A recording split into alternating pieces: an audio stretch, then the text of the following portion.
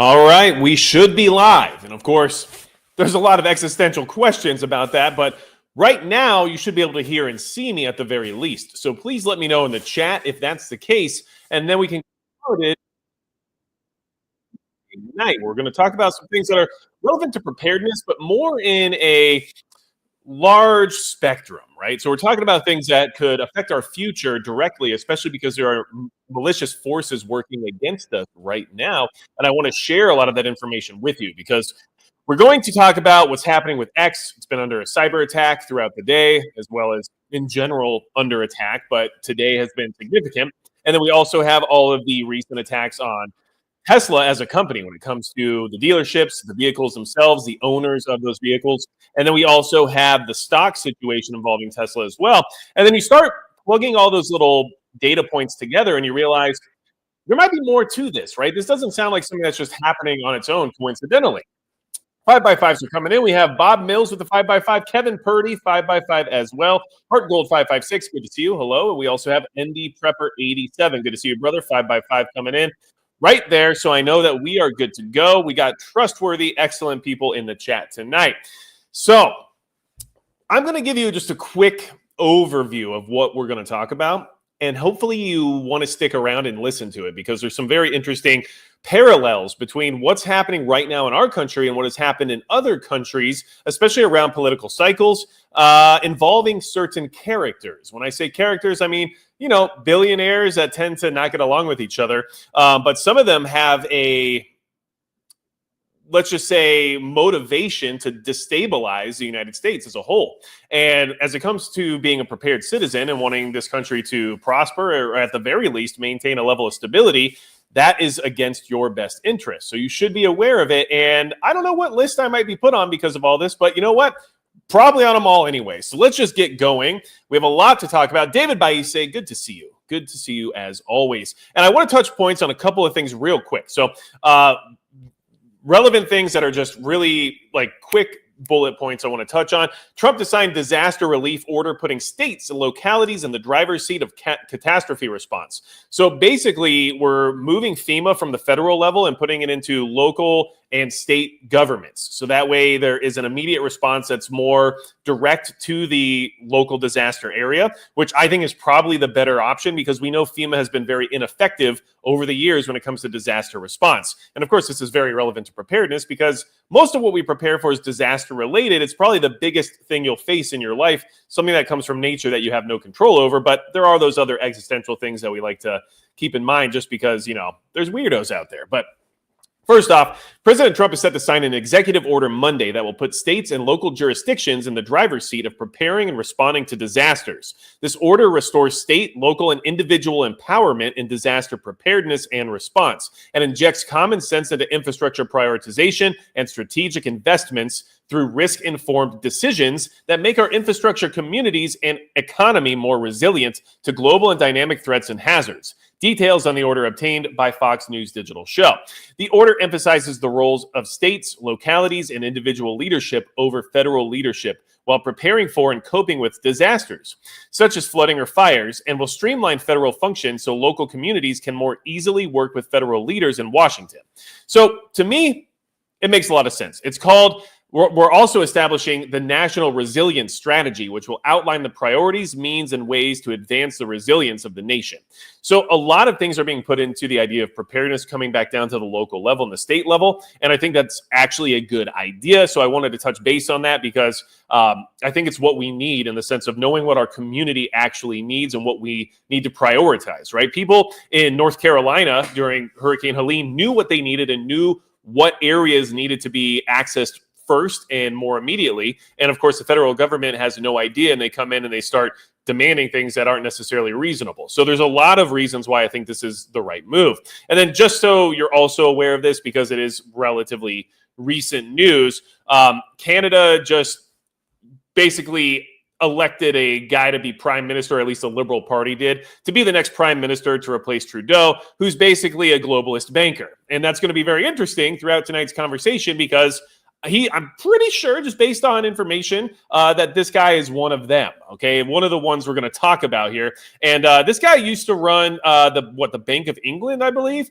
So there's a lot of weird stuff going on here, and I don't necessarily think that this was by accident. But what do I know? I'm not in Canada. I just wanted to mention this because this guy's literally like a corporate globalist banker.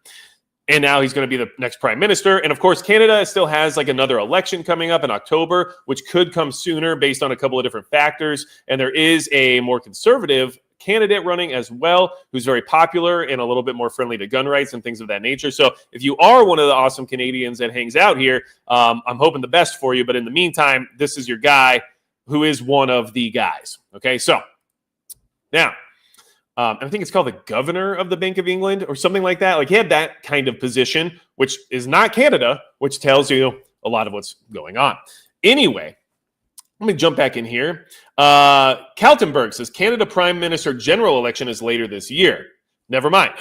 Yes, exactly. So, and I believe it's in October, but I don't know that for a fact just because I don't follow Canadian politics very closely. But I do think this was interesting timing. And I do think that this person is more capable of rebuting Trump whenever these new policies come through. And I think there might have been some design around that, let's just say. So, let's go ahead and pop over to what's been happening, okay? So first we have the cyber attack on X, which on its own doesn't seem like a huge deal, right? Because, these things just happen. It's constantly under an attack. And of course, this is kind of where a lot of free speech happens to hang out now in the United States, at least. And of course, that also leads to having lots of interesting conversations that in many ways and times I don't want to necessarily be a part of, but it's all there. And that's kind of what we need in the sense of a town square where people can openly say what they believe to keep things moving forward in a republic, which we currently have. And obviously, that's been a problem for people who like to control the narrative. Now, the cyber attack on X has been interesting, to say the least, because there's been a lot of accusations already. And of course, you're talking about a company that is, I'm pretty sure, pretty well positioned in the sense of technological leverage. So it's an interesting thing to attack because there's a good chance they can figure things out that another company wouldn't be able to. But let's go ahead and talk about this really quick so you're aware. Cyber attack on X. Elon Musk reveals Ukraine-originated attack crippled social media app. Now, this is very interesting information. First off, they're coming out saying that the IP addresses that they tracked seem to be originating in Ukraine. And I understand that there's ways to mask IP addresses. I understand that there's ways to spoof. So I'm not sure how they verify whether or not that's what's occurring or whether or not this is accurate. But since I'm not even near the technological expertise of the people involved with this, I sort of have to rely on their reporting, or I have to assume that there's an agenda behind the reporting. Regardless, this is what we're being told, and this is what we have to move forward with. But there is some interesting correlations moving further into this conversation tonight where this starts to make a little bit more sense. So let's just kind of keep moving on with that, okay? A massive cyber attack crippled Elon Musk's social media app X, formerly known as Twitter, on Monday, with the billionaire entrepreneur revealing that the assault seemingly originated from Ukraine. In an exclusive interview with a foreign media, Musk disclosed that the multiple outages on Monday were due to the massive cyber attack, which was designed to bring down the X system, with IP addresses tracing back to Ukraine. However, the Tesla CEO stated that his team is working on the issue. In an interview with Fox Business Network, Musk confirmed that the hack was a massive cyber attack that involved an overwhelming amount of resources, suggesting that it could only be the work of a coordinated group or a foreign country. And I did title tonight's conversation, at least in the thumbnail, that we're under coordinated attack, because that's actually what's happening, but not like just with X and not just with Tesla, like the country. And I will explain that, and there will be evidence of that further into this conversation that will start to open up your eyes to what's really going on and probably, like I said, make somebody mad at me that I don't want to have mad at me at some point in time. But, oh well, here we are. So, his suspicions were later confirmed when the Dark Storm team, a hacking group, claimed responsibility for the attack. According to a post on X, the group initiated a distributed denial of service attack on the platform, effectively flooding the site with thousands of fake visitors, causing it to slow down and eventually crash. This is a very common tactic used by the cyber attack and hacking groups because it's relatively low tech, but it's very effective, right?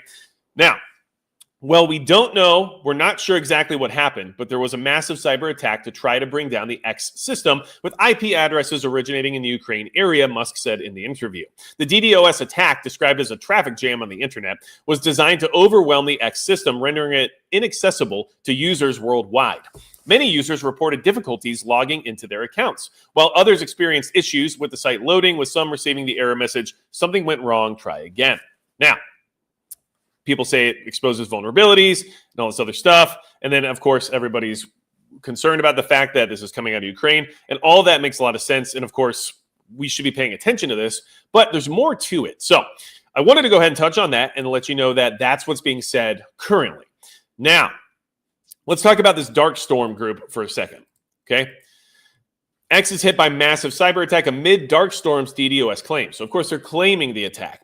Doesn't always necessarily mean that these are the people behind it, but they did show some receipts, which I found to be interesting.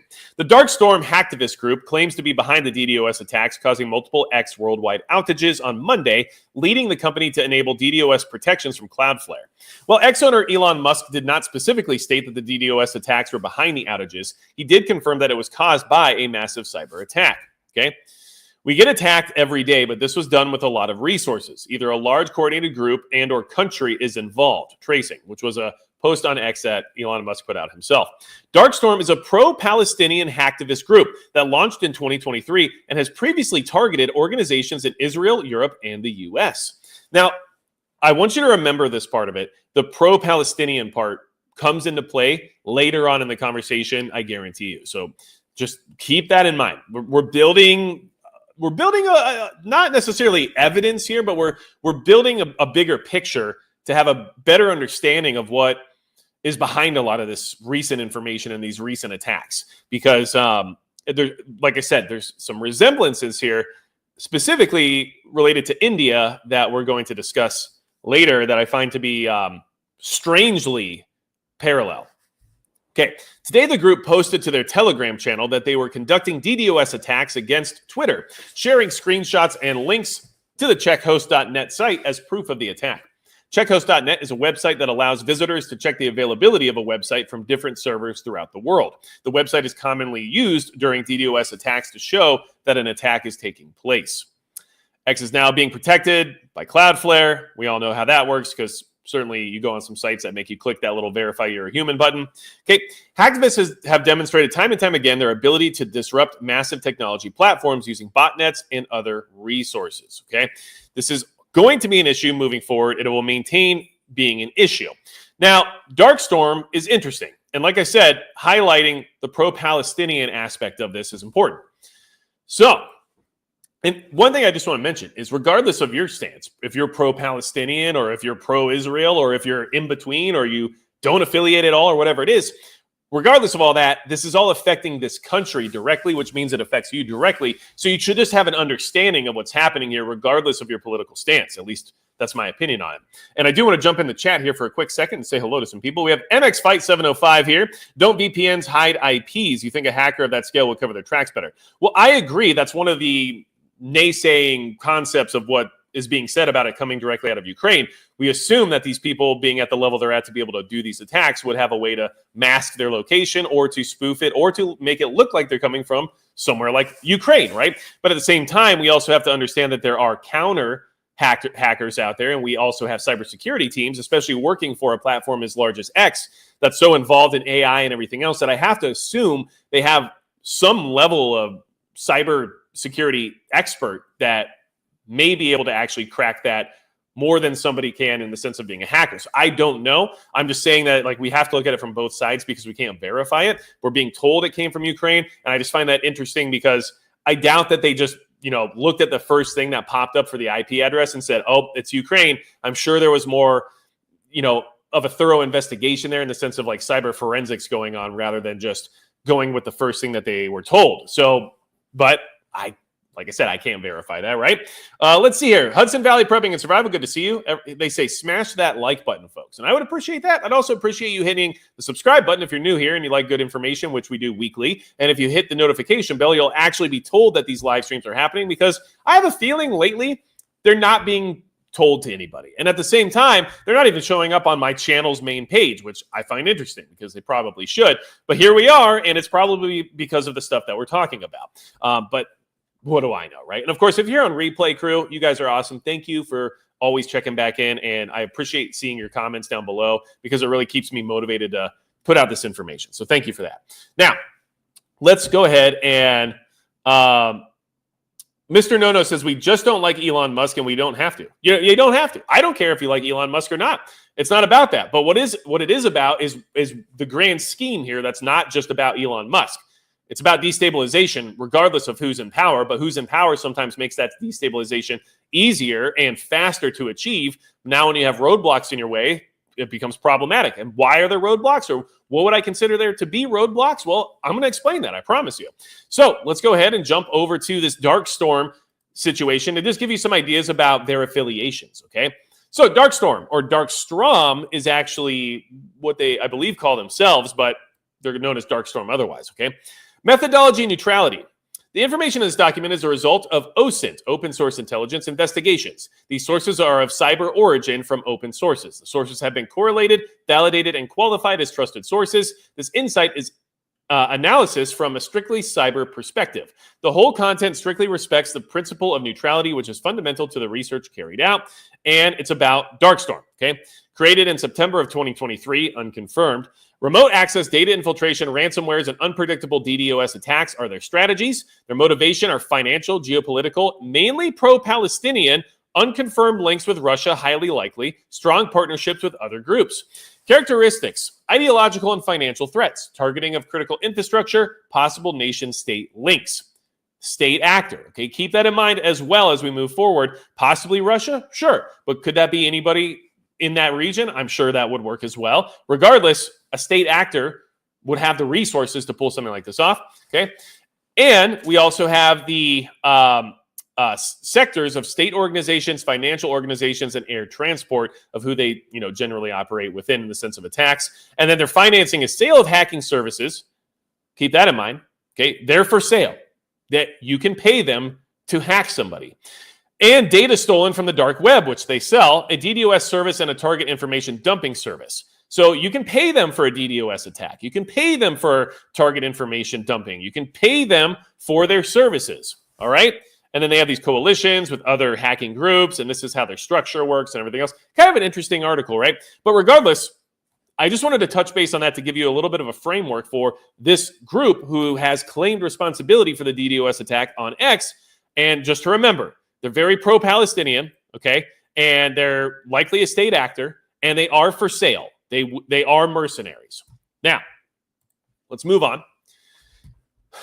Keep all that in mind, because the further we go down this rabbit hole tonight, the more this will all make sense, I promise. But I can't get to the end before going through the middle. And I need you guys to come through the middle with me so that we can be on the same page as we discuss everything moving forward. Because I think that you'll see at the end of this that it's kind of a big deal, okay? Now, Kevin Brown says a Nigerian prince wants to put money in his bank account. And you know what? Just make sure you MoneyGram it and make sure it's $1,000, because I'm pretty sure they pay you back $10,000 then, and that's a really good deal and a great investment. So I don't see there being anything wrong with that, And then, hey, Silent Guard, good to see you. Let's go ahead and talk about actual Teslas now and what's going on there. And you'll see, like, this is likely all related to the groups who can pay for it. Molotov cocktails, arson, and graffiti. Tesla facilities attacked in wake of Elon Musk's role in the White House, okay? And this is also something I want to mention really quick, because there's lots of different types of people in this chat, and I'm good with that because I'm glad all of you are here. And maybe you drive a Tesla. If you do, you should probably be careful. You might be targeted. In fact, one of my best friends drives a Tesla. I'm worried that somebody's going to mess with him or something, because like this is getting out of control, right? But these people, some of them are brainwashed, but some of them are financed. And this is what happens when you want to destabilize something. You find targets, you pick the low-hanging fruit, and you know what the easily influenced types are going to react to, and then you feed them, right? And this is what's happening. We need to watch out, okay? Graffiti on a Tesla dealership sign. Molotov cocktails thrown in another dealership's lot. Tesla charging station set on fire. Across the country, the electric vehicle companies' facilities and vehicles are being hit with protests and violence over Elon Musk's role in the Trump administration. A wave of anti-Tesla protests and attacks have occurred as Musk, Tesla's CEO, takes a leading role in President Trump's cost-cutting task force, the Department of Government Efficiency, or DOGE. The agency has cut thousands of jobs since its inception in January. In recent days, there have been a number of peaceful Tesla takedown protests across the U.S., but there have also been several violent incidents that led to arrests. Here's everything you need to know about the Tesla-related attacks happening across the country. Now, one thing I want to mention, interestingly enough, at this protest, there's a Ukraine support flag there as well, right? Just interesting correlation, right? Like, as we go through tonight, you're going to be like, oh, that's weird. That's okay. Anyway, and listen, like, I understand the criticism of the funding of Ukraine and everything else there, and I also understand the support of Ukraine and everything else there. Like, it's very easy to understand everybody's arguments and their side of the equation. But regardless of how you feel about it, it's being leveraged against us as Americans, regardless of what side you're on. If you support it, someone's trying to make it worse for you. If you are against it, someone's trying to make it worse for you. That's what's happening, okay? So January 29th through February 11th, police in northern Colorado arrested Lucy Grace Nelson after the 42-year-old allegedly caused between $5,000 and $20,000 in damage to a Tesla dealership starting on January 29th and later returned several more times in February through vandalization. Okay. Now, March 3rd, in Maryland, graffiti was found at a Tesla dealership days after demonstrators gathered to protest Musk. Okay. Then we also have March 4th, police in Massachusetts reported 7 Tesla charging stations that were intentionally set on fire. March 6th, a 39-year-old man was accused of vandalizing several Tesla vehicles with stickers of Musk in the Boston suburb of Brooklyn, calling it free speech. Police in Portland, Oregon said that at least 7 shots were fired at a Tesla dealership on Thursday, damaging 3 cars and shattering windows. So now we have drive-by shootings going on at these dealerships. At the same time, Tesla dealership allegedly vandalized by Nelson, Northern Colorado police reported an arson at the Loveland Tesla dealership. Over 350 protesters gathered in New York City at a Tesla showroom in Manhattan as part of the nationwide Tesla takedown protest. 6 arrests were made, 5 for disorderly conduct, and 1 for resisting arrest. So this is happening. People are protesting. And one of the things that you have to keep in mind is that protest movements in this country have long since been corporatized. And someone has to fund the ability for these people to be there, for the ability for them to want to be there, for the ability for them to risk being arrested, and everything else. And the other thing that you have to keep in mind is that there's also this sudden drop-off in Tesla sales, and there's also the stock issue, which we are going to talk about tonight because it connects all of it together. But I wonder how you could make a business suddenly lose sales and suddenly lose support. I don't know, make it dangerous to go there and buy a vehicle, make it scary because all the charging stations that you're going to have your vehicle at are being lit on fire, make it so that anytime you go to one, you have to go through a whole web of protesters holding signs and telling you you're a bad person. Like, I don't know, but to me, that would probably hurt the bottom line a little bit, right? So this is what's happening. And now we have a response coming from Musk about who might be behind it. And that's where things get really interesting. And that's also where my name gets put on a hit list, which is fine because, well, I have the most generic name on the planet. So good luck finding me, I guess, right? But anyway, let's see here. Daryl Calhoun says, ha ha ha, this is evil. Mr. Bull, attacks, cyber or otherwise? Well, the attacks were cyber for X, but also kinetic for Tesla in general. When it comes to their vehicles, their dealerships, and their charging stations, things are being lit on fire, shot, and vandalized with Molotov cocktails. So to me, that's a kinetic attack. And if you drive a Tesla, like I said earlier, like, you should be very careful right now. Like, I'm sorry, and I don't think that you should have to suffer from anyone else's decisions or political ideologies or anything like that. You might have just wanted an electric vehicle and thought, hey, Tesla is like the main one. I'll just get one of those. And guess what? Have you ever been in one? They're very fast. They're fun to drive. They're pretty nice, you know? So that might work for you. And now you're dealing with this. And so I feel bad for you. Like, I actually hope you maintain safety, and I hope nothing happens to you or your vehicle, because that's just not how this is supposed to work. But here we are. Now, not quite Klaus Minuteman 69, but you're very close, okay? Oh, wait, we got it. Carrot Top is on top of it with the Soros. Now, here we go. This is where it's going to get weird tonight, and I'm really excited about it because I think it's going to be fun for everybody. On this channel, I usually stick to like current events that are relevant to preparedness that have happened within the past 7 days or so. And if we go back in history, it's to build context or to give us better ideas about what's actually happening now based on historical evidence. And that's what we're going to do tonight, because we're about to go back in time a few times here. That's going to get weird, and it's going to drive the point home that this is not organic. These people are behind all of these things, are all connected together. The attacks on X, the attacks on Tesla, and the attacks in the stock market in the sense of economic attacks are all part of the same agenda. And it doesn't matter if you're, conservative or a liberal, a left or right or whatever. This is going to hurt you regardless, because it's not about hurting one side. It's about destabilizing the country. That's it. That's what these people do. You know why? I'm going to remind you of this just to give you a heads up. The reason they destabilize countries the way they do is because they can profit off of that. They can make a crazy amount of money off a country that's failing and a country that's collapsing. Because when do you buy, right? You buy at the bottom, not at the top. So just remember this. As things move forward, like these people are sick, they're evil, and they do this for profit. Like that's literally why. They don't care about your left-leaning agenda or your right-leaning agenda. Like they don't care. They don't care how you feel about this or that. It's not about that for them. So please keep that in mind, okay? Now, Elon Musk dubiously blames billionaires George Soros and Reid Hoffman over Tesla protests, citing unnamed investigation. Okay, well, let's see what he says. Elon Musk, the world's richest man, blamed fellow billionaires George Soros and Reid Hoffman and the Act Blue fundraising organization over recent protests targeting his firm Tesla, citing an investigation, though it's unclear what investigation he's referencing. Okay. In a post on X Saturday morning, Musk pointed fingers at Democratic donors, including Soros and Hoffman, as well as the Act Blue organization, Democratic Socialists of America, and other Democratic-affiliated groups for being behind recent protests against Tesla. Musk cited an investigation finding these groups responsible, but he did not cite any specific investigation, and there is no other evidence linking Soros or Hoffman to the Tesla protests. Musk also misleadingly called these groups Act Blue funded, though Act Blue does not fund groups, but instead is a platform through which donors can give money to campaigns or organizations. Okay, that semantics much.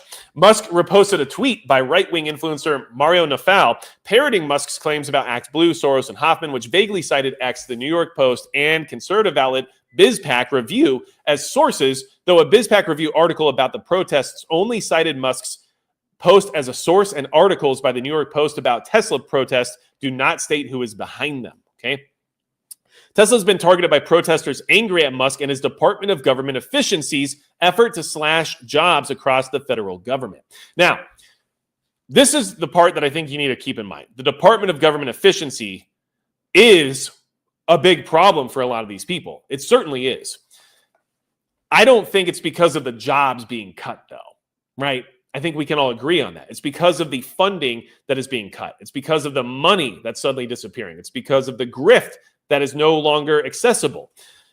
That is a huge part of how this all works. Where was all that money going, right? Where was a lot of that money going? It was going to NGOs, right? Non-government organizations. And they have been cutting the crap out of that financing. Okay, now, he blames Soros himself, okay, and Reid Hoffman. But tonight we're talking about Soros mostly. And here's why. Because there's a lot of interesting things involving that happening in India right now that is like the exact same thing. And that's why I think it's very important for you to pay attention to this, because we do not want any of this happening in our country, and they are trying to make it happen right now. Glad I already have everything I will need for the collapse, says MB. Well, you know what? I'm proud of you. I think that's a great place to be. Good peace of mind. And if there is a collapse, hopefully you get through without an issue. And that's excellent for you. And I'm glad that you're in that position. I know many people are not. And I also think that regardless of how well prepared we are, we should still do our best to maintain stability and not allow a collapse unless otherwise necessary, in the sense of like there's nothing else we can do about it, right? But in the meantime, I'd like there to not be one, because it's not the kind of future I'm really looking forward to. So let's just talk about history for a quick second here. NGOs, right? Doge has been slashing them quite a bit. I think everybody's aware of that. I didn't feel the need to pull up a whole bunch of examples of that because we know just from USAID, which was like the big one, that tons of money has been cut. Okay. Now, this is from 2016, 9 years ago. Here we go. You ready? I'm ready. All right. Soros documents highlight irresponsible and unaccountable funding to political NGOs. What? It says who? On August 14th, a number of leaked documents from the Open Society Foundations, a political framework funded by George Soros, were posted anonymously on the DC Leaks website. The material covered many different aspects of this activity around the world. For background information on OSF and other Soros funding mechanisms, see Bad Investment, the Philanthropy of George Soros, and the Arab-Israeli Conflict. Now, OSF's declared objective is to work to build vibrant and tolerant democracies whose governments are accountable and open to the participation of all people. This is the basis for OSF's often intrusive activities in both closed and democratic societies, including large-scale funding of political NGOs. A number of these, as yet unverified documents, deal with OSF's grants to political NGOs through its Arab Regional Office, Palestinian Citizens of Israel Department. Headed by Amar Abu Zayad, the ARO is one of a number of funding mechanisms for Israeli and Palestinian NGOs in the OSF network.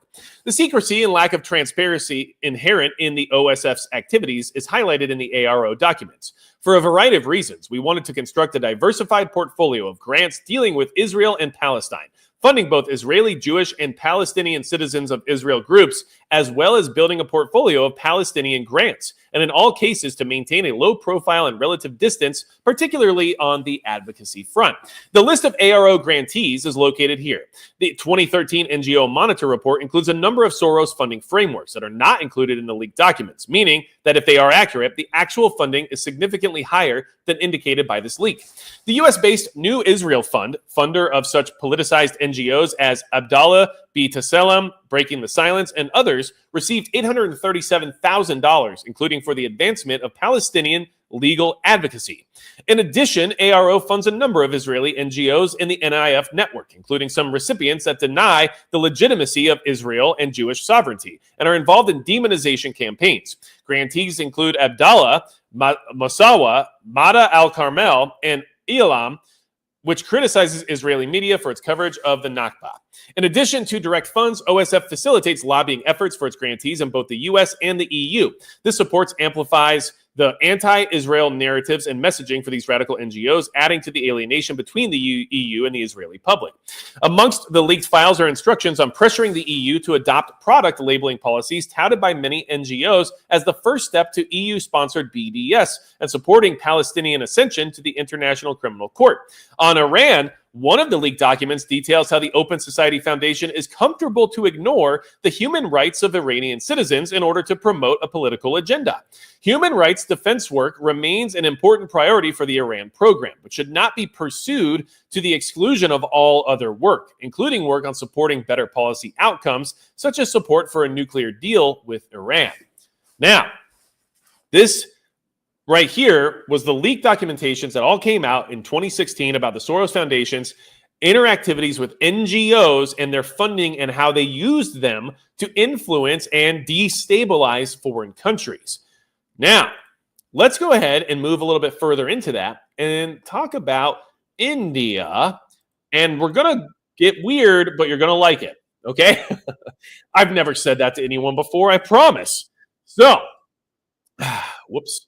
Let's go ahead and jump right into it. And you know what? You guys are amazing. I appreciate you being here with me for this journey tonight because it's not the most typical one, but it's one that I think is very valuable to know about.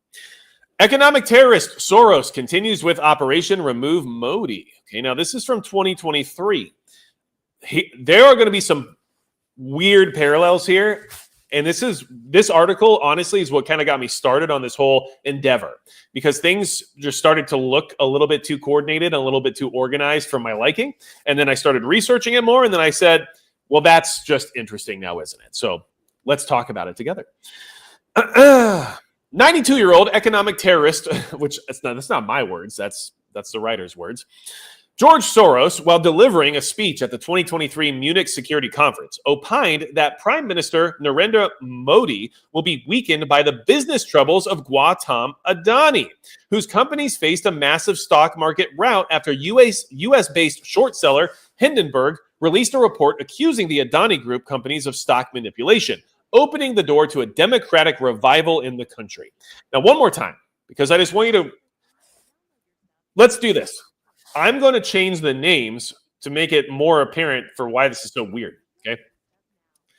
Okay.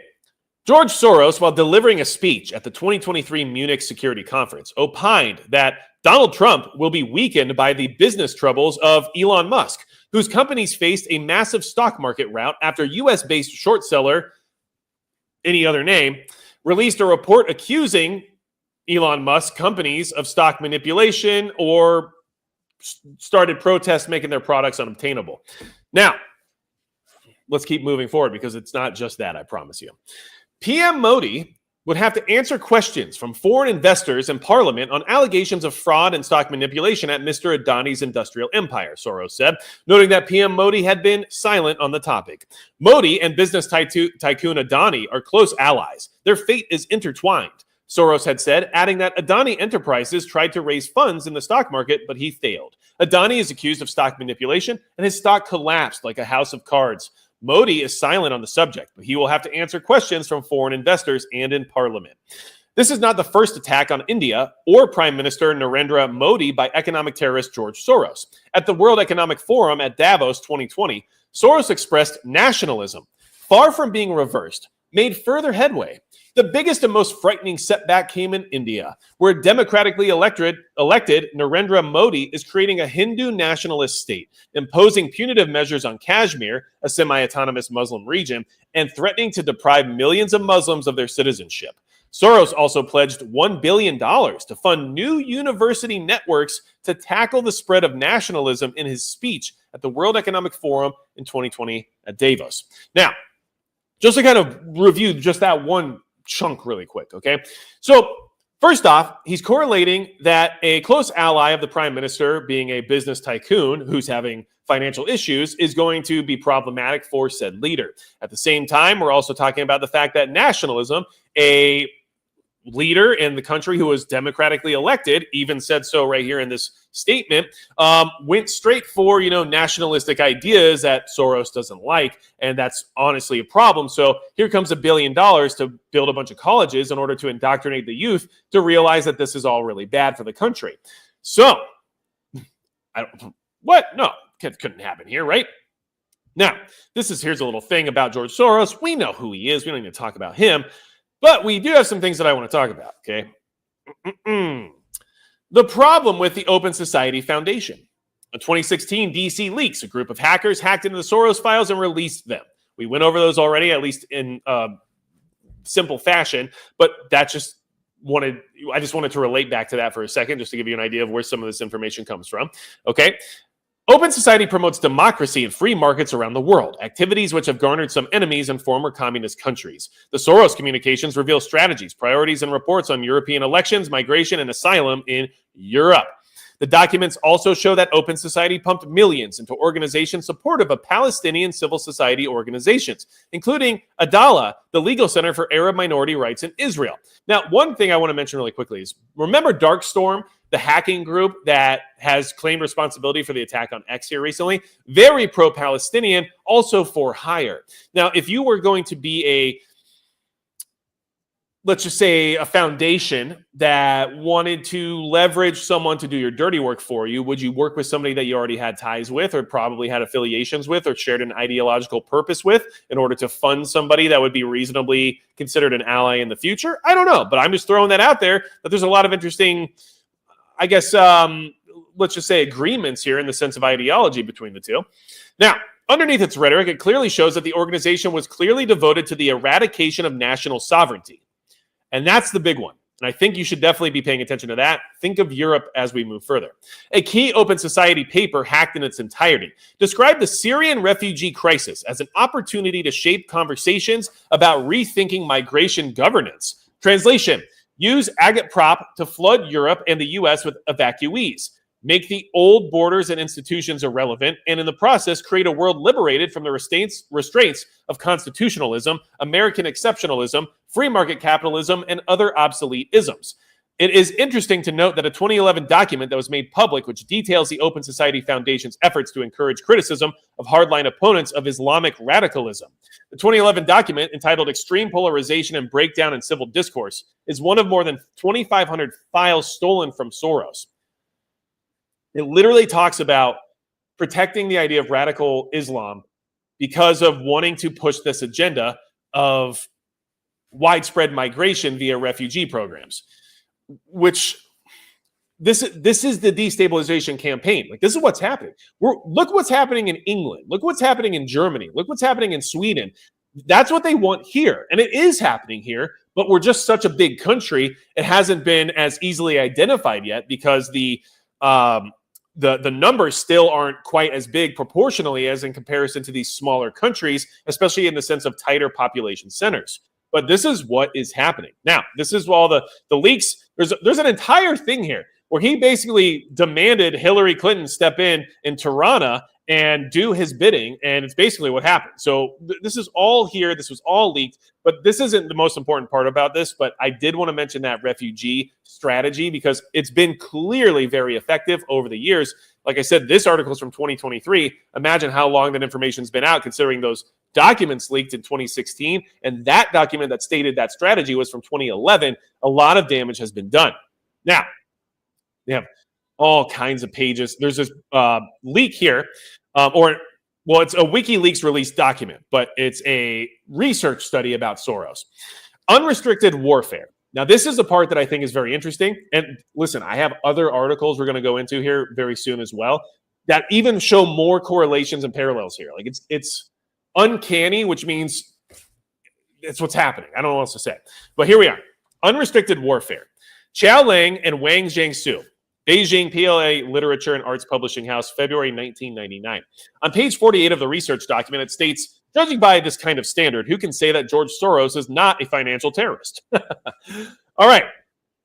On page 52 of the document, it states, moreover, when people revise the history books on 20th century warfare in the early 21st century, the section on financial warfare will command the reader's utmost attention. The main protagonist in this section of the history book will not be a statesman or a military strategist. Rather, it will be George Soros. Now, on page 116 of the research document, it states, they comprise a new pattern which threatens the political, economic, and military security of a nation or nations. This pattern possibly does not have the slightest military hue viewed from the outside, and thus they have been called by certain observers secondary wars or analogous wars. However, the destruction which they do in the areas attacked are absolutely not secondary to pure military wars. In this area, we only need mention the names of lunatics such as George Soros. Okay? Now, and there's just more and more and more in this. Here, this is a good one to kind of move into the next conversation, okay? On page 194, the research document states, to stir up the waters and grope for fish, the likes of Soros combine speculation in currency markets, stock markets, and futures markets.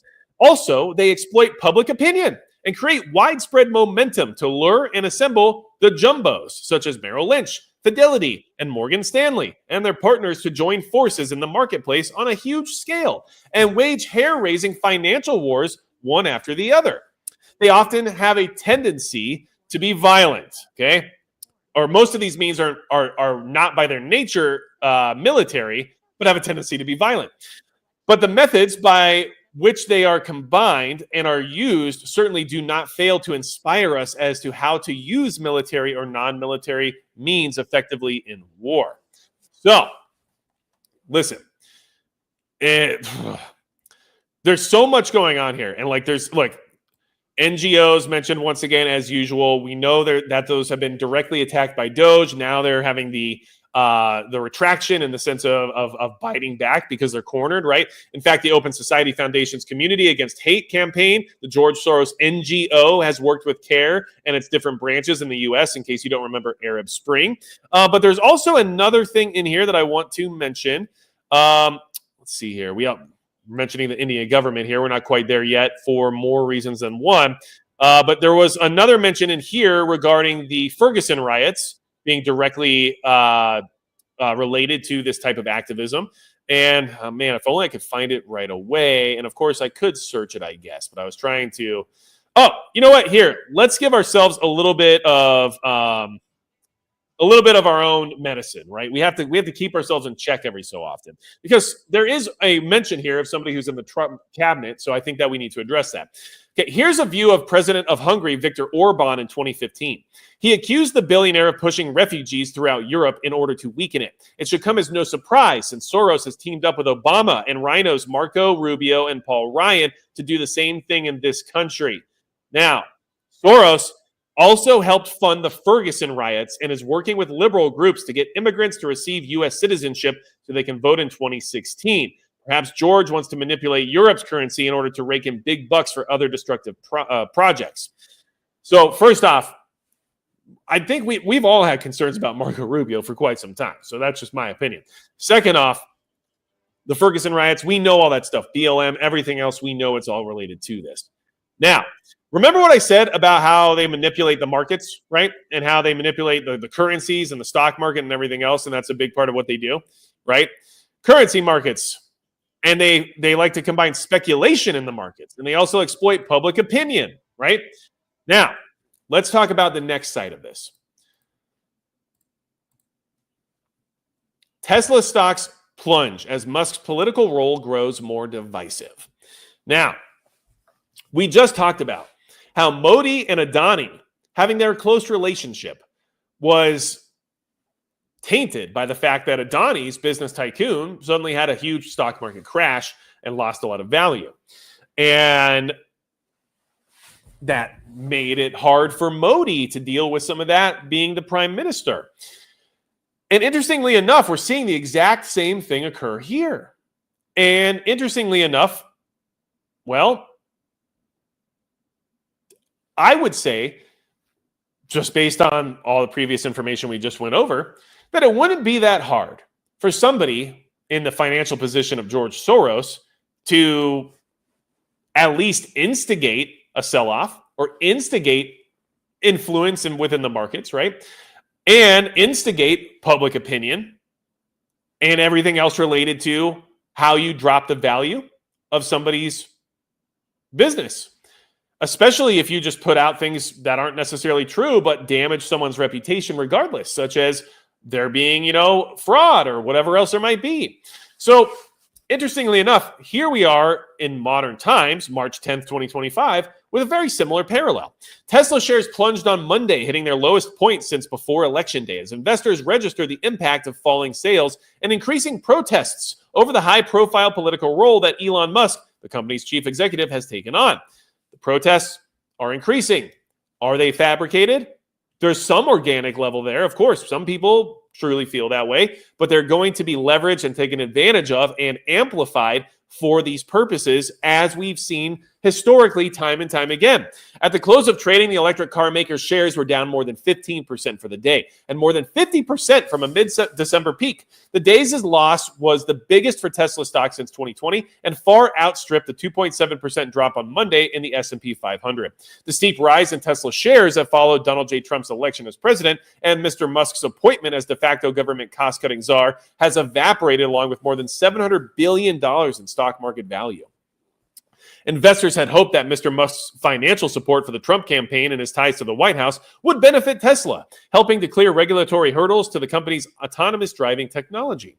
Instead, Mr. Musk's ubiquitous presence in Washington has proved to be a liability. Investors worry that Mr. Musk has not been spending enough time managing Tesla when sales of the company's cars are plunging. Tesla has become the target of increasingly intense protests by people enraged over Mr. Musk's leading role in slashing jobs of park rangers and other civil servants while gutting foreign aid and other programs. Last week, someone set fire to Tesla charging stations and everything else we already talked about. So,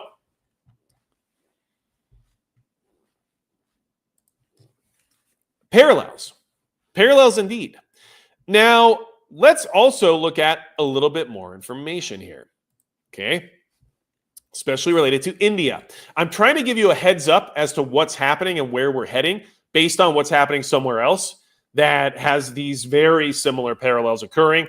And I think that's what we need right now to get a better idea as to what to prepare for regarding our current state of affairs, right? David Baise misses the WCW. And David Baise also likes WWE.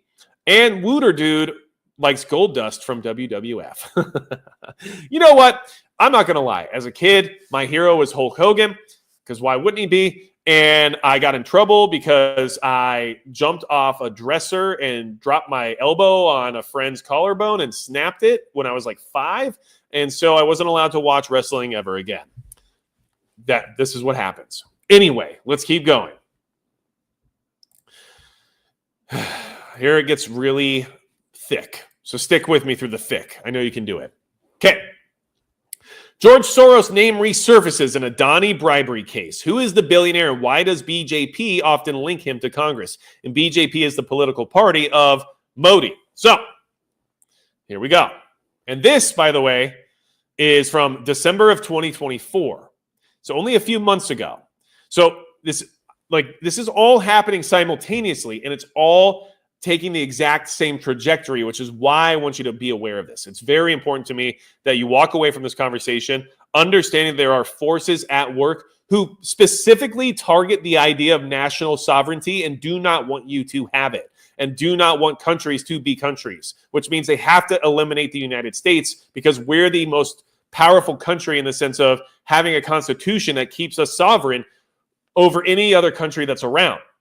And not to mention our separation via 2 oceans. So they hate us, and we're the most difficult obstacle, which is why they're focusing on us so hard right now, because the people in leadership right this second aren't playing ball with these people, and that's making them desperate, and they're going to keep trying harder and harder to make it worse for everybody involved.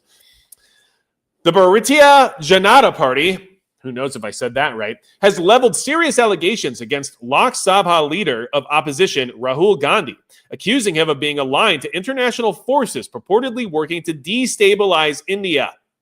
I repeat, purportedly working to destabilize India, international forces. The BJP has alleged that Rahul Gandhi is a traitor of the highest order. Please watch out for where things are going to start heading in this country. It's going to get weird. I have a feeling.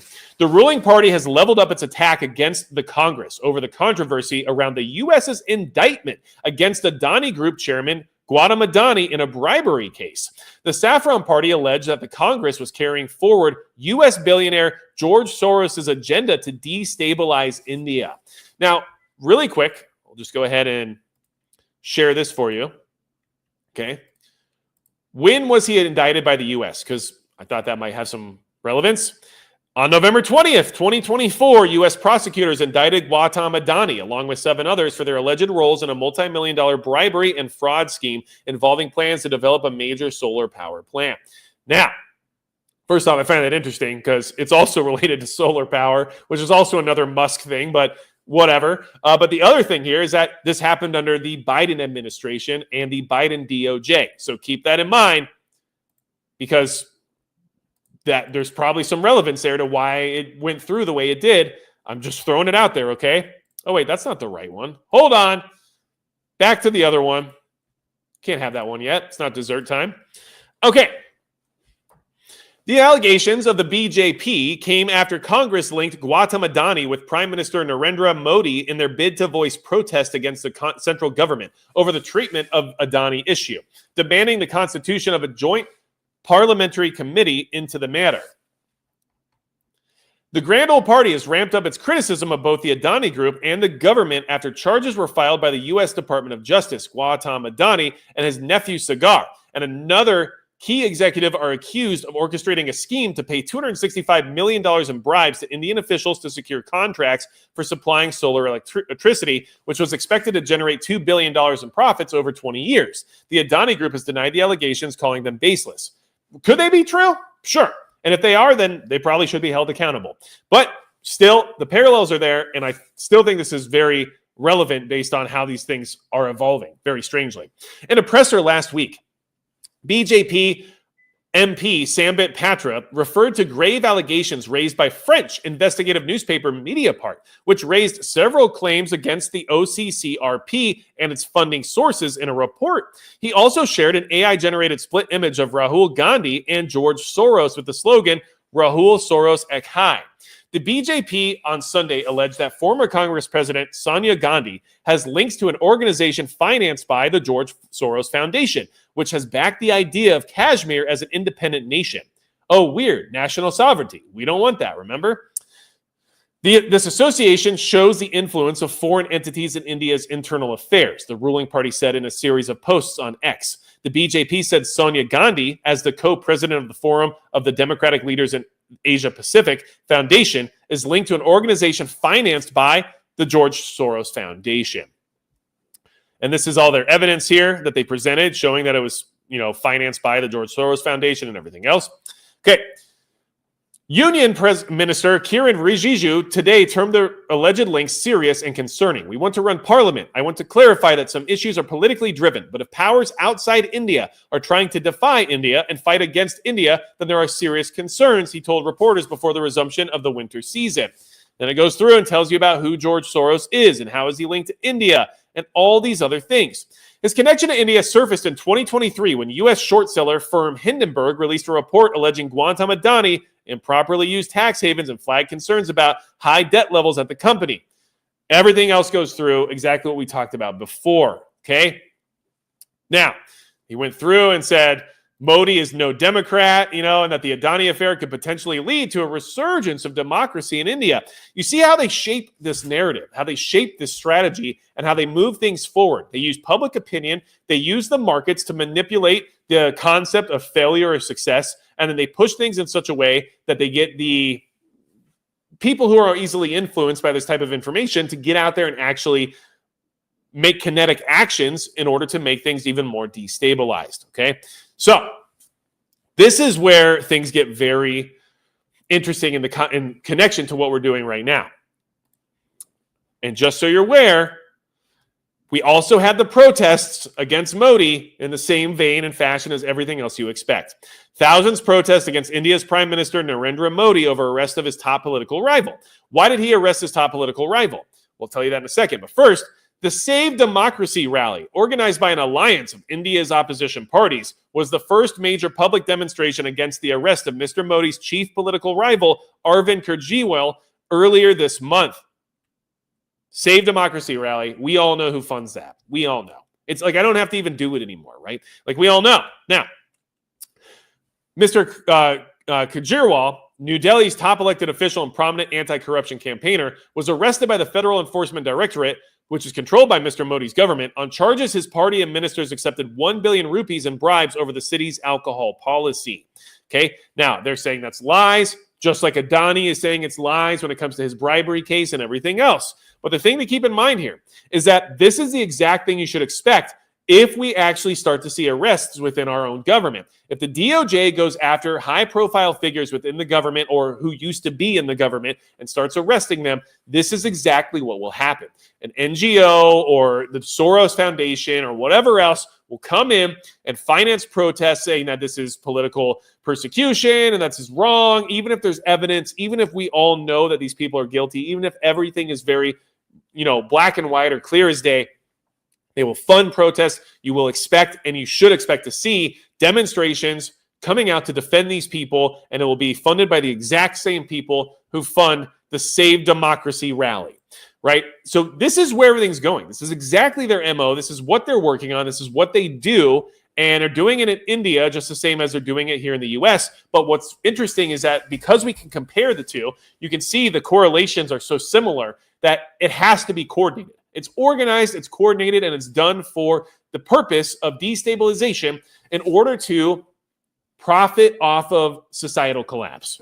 And that's their goal. These people literally want to collapse your society. They want to turn you into the third world country so they can buy your property on the cheap, so they can buy your assets on the cheap, so they can get cheap labor in the process because everyone's going to be poor, and then they're going to overcharge you for everything they're on because you won't be able to own it, right?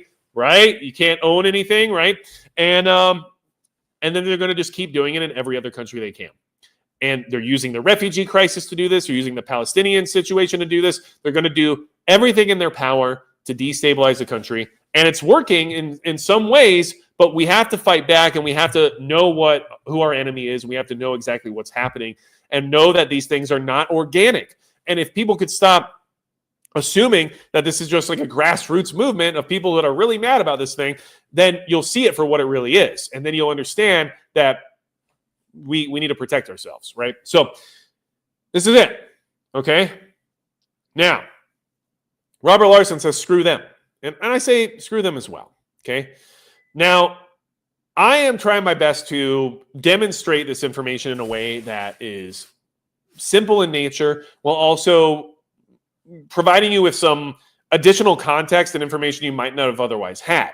And so I spent a lot of time researching this information. I read through all these articles. I go back in time. Tonight we were reading articles from 2016, 2023, 2024, and I'm just trying my best to demonstrate what's really going on when these things occur. Yes, is a cyber attack on X concerning, especially based on like personal information or something that might be accessed? Sure. But in the sense of like overall preparedness and overall concern for the stability of your community, your locality, and your area, would it really have an effect? Probably not, right? But when you realize that it's part of a grand scheme, when it's part of a larger strategy to hurt the country overall and to hurt the country as a whole and to manipulate the markets. If you have a 401k right now, if you have stocks, if you even have crypto, or you have anything invested in anything other than just savings accounts, right? Like, you should be upset because these people are willing to ruin your value, ruin your savings, ruin your investment, all in the name of a political cause and ideation, which isn't even true for them. They don't even believe in these things. They literally use them as a way to ravage the earth and then buy it on the cheap. That's all they're doing. And they don't care who gets hurt in the process. They don't care that your 401k gets tanked. They don't care. They don't care. And so, and understand, these people have that much leverage. When a multi-billionaire can just rip money out of a business overnight, you will see an economic upheaval.